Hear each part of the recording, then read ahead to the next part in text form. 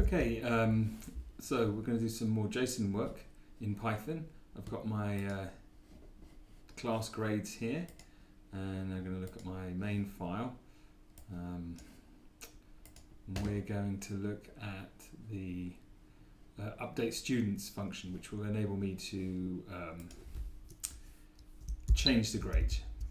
So if I get ready to run this, so load data is grabbing the data from the JSON file, list candidates, spits out all the records, and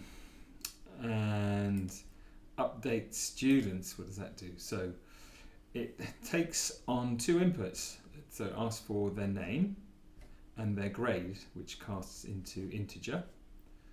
So I'm going to run this.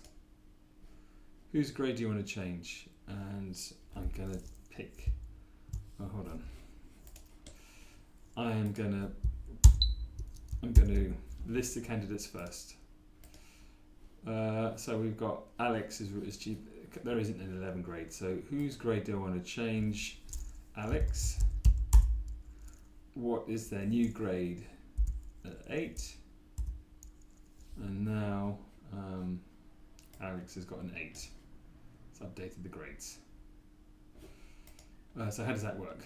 Right, so I take in the two inputs, the name and the grade. I load all the data into a variable called kids. I create a new array called new version. Now, Python and JSON is not a real database software. I can't pull out individual rows. I have to recreate the array with new data in it.